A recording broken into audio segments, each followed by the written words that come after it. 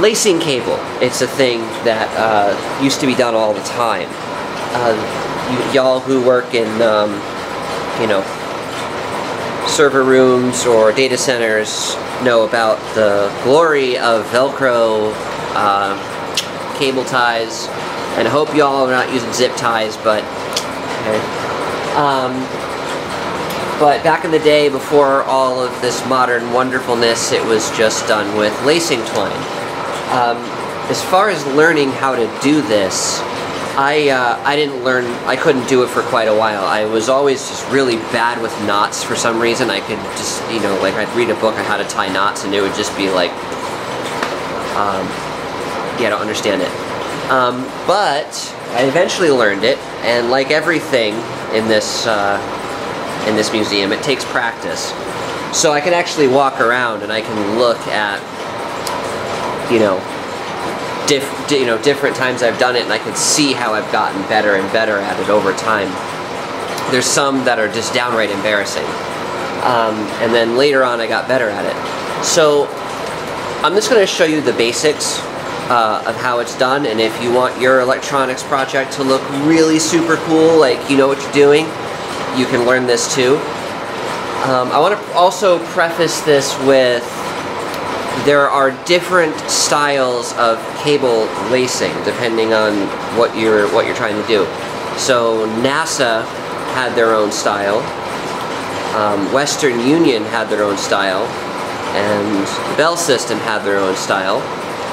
And they're all good for different applications. They're all, you know, as far as I'm concerned, equally awesome. I mostly know the Bell System style because that's what we're working with here. So I just wanted, this is a really simple one, by the way. I just wanted to get this cable out of the way because I started wiring a bunch of stuff, and now I have a bunch of extra wire that maybe I'll want to use someday, but right now I don't care. So let's just lace this up real quick, and I'll show you how to do it.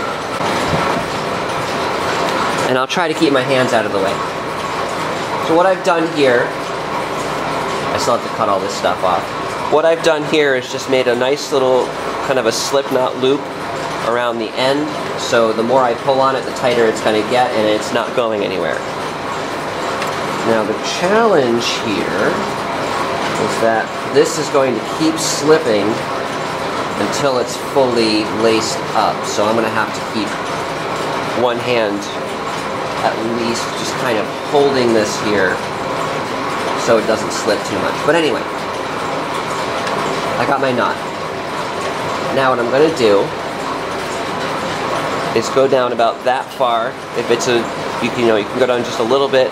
If it's a small run, you can always go down more. But I'm going to go down about that far and hold it there with my thumb. So now I just have this little, it's about 1.5 inch long little run here. Then I'm going to wrap it around the back side. So now I have this 1.5 inch run, and I've wrapped it counterclockwise around the back side. And then I'm going to take this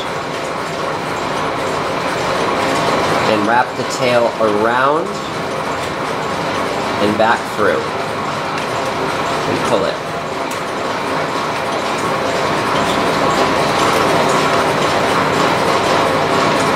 Alright, that's my first stitch. Again, go around, down, around counterclockwise. Now the tail is in front. I'm going to run it in front and then back through. Sounds easy, right? Kind of is. What's not so easy about it is learning the muscle memory of how to handle the cable and keep it in a nice looking, keep it dressed really nice while you're doing this. So this is really easy because this is just hanging here and I'm going to just push it and tie it in the back. But if you have a really big form that you want to look really nice, you might have right angle bends in it and all kinds of stuff coming out. And then it gets a little bit more complicated.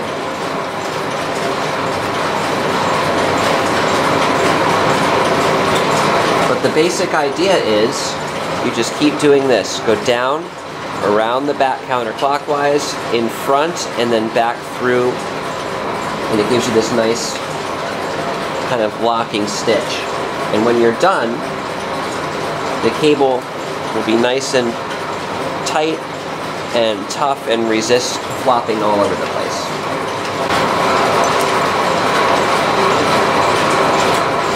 Put down around the back,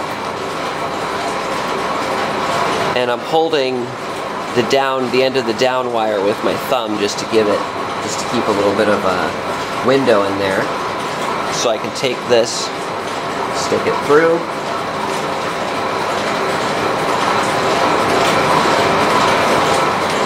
and then tighten it up.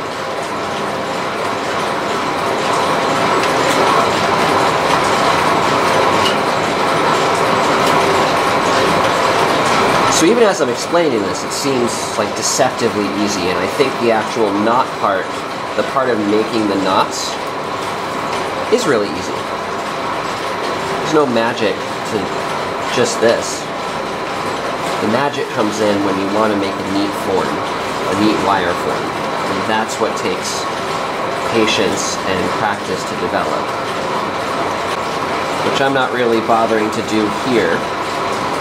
Is you can make it so that the little down segments that are visible here are in the back.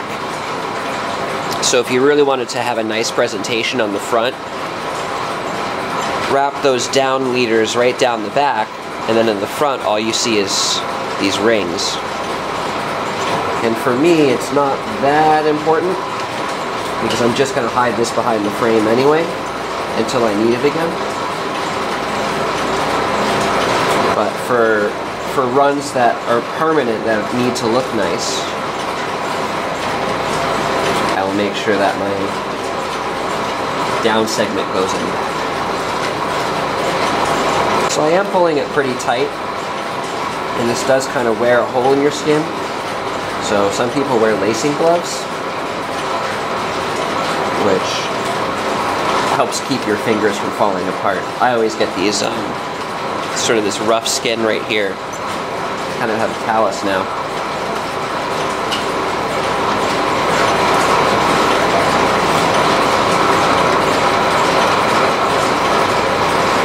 Alright, I'll finish this one off.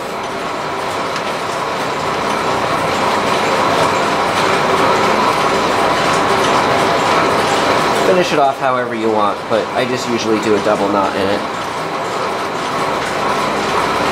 This kind of double knot thing on the end, right there, is what you do if you have a very big cable that you're trying to lace, and one wrap just won't be enough. All right. Now let's say I had another cable and I want to lace it down, but I want to connect each of these leads to one of these fuse posts under here. Now that is a little bit more difficult than just straight up laying down, doing a flat lace on a cable, because in this case I need to pull out the proper wires at the correct point to match up with each one of the fuse posts that's back in here. Now, I've already gotten my cable this far, so I have a 90-degree bend, and I've gone ahead and laced it up to here. What I'm going to do is just finish that up and get it laced to where the first fuse post should end up along the length of this cable. Now, when you're doing this, a couple things to watch out for. I've noticed that I have a tendency to sort of want to pull the cable this way to line up with things, just because I'm lacing it and I'm pulling on it and I'm pulling on it and lacing and pulling. And by the time I'm done, if I'm not careful, this bend here will no longer be a nice, pretty 90-degree bend. It'll sort of have this kind of weird angle to it, which is exactly what happened with this cable here. You could see that I did this a while ago, these red ones, and I made this mistake where I started off with this nice 90-degree business here, and then after a while I started pulling on it, and now this has this sloppy half bend ickiness in it.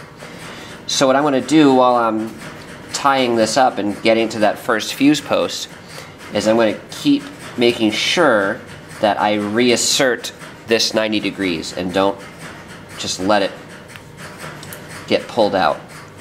And that just really helps your stitching and your cable dressing look nice and professional, if that's something you care about.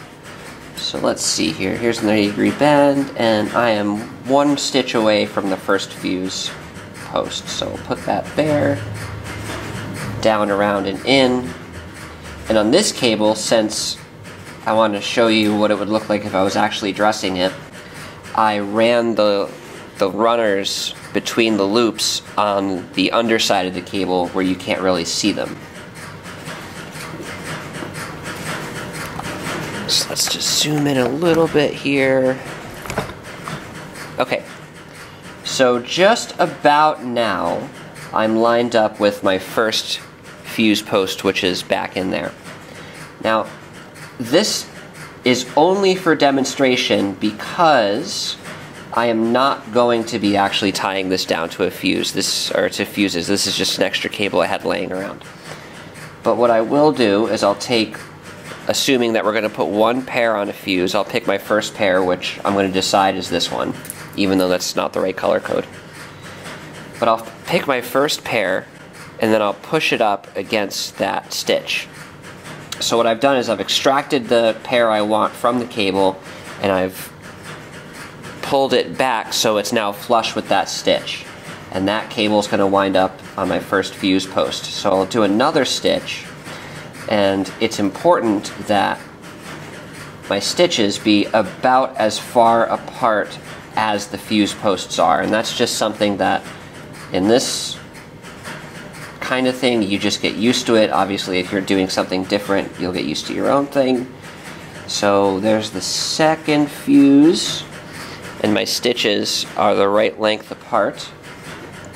So this is the distance between fuse posts, and I'll pull out my second pair, and I'll make sure I keep that tight. And all while I'm doing this, I'm trying to make sure that I maintain this 90-degree bend and don't get this tendency to pull the cable away. And that's going to have the effect that when you're done, everything will look super professional and nice. And as you do this, you'll have to make small adjustments, and it's kind of tricky because you want to keep tension on everything. What happens when you're doing stuff like this is, as you're moving it around and stuff, your laces, your stitches tend to get sort of sloppy. So this is what I meant before when I said there's just a lot of sort of muscle memory and learning involved, so that you know how you have to hold things to keep it looking nice. And you can kind of see what's going on now. Each pair, or each wire, depending on what you're doing, is coming out at a stitch. And I'll continue to do this all the way down, all the way to the end of the cable for as many as there are. And then when I'm ready, what I'll do, now this fuse panel is already full, so obviously I'm not going to be attaching anything here, is I will try to line this up as close to how it's going to really be as possible. And then I'll measure the distance from this laced cable to the fuse posts. And then once I do that, let's say it's that far, I'll go ahead and strip the wires back to here, so this will be covered and everything after this will be stripped and cut. And then when I go to lay them down on the fuses, everything will be exactly the same length. Everything will be the correct distance apart, and you'll end up with a really nice awesome looking cable.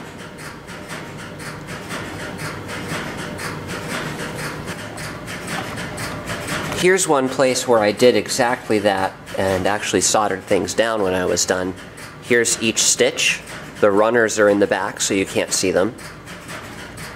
And then at each stitch, a pair comes out and attaches to its respective, in this case these are ground posts. Now you'll notice that in this particular case there's these solder sleeves here, and that's because all of these ground wires were different lengths. So I had the extra trouble that I had to then go and attach little extensions to each of them and make sure that the solder sleeves were, I mean, they're going to be visible, but at least they're not gross looking. And then for these fuses I did much the same thing. I laid everything down as best I could, and I broke the wires out at each individual fuse.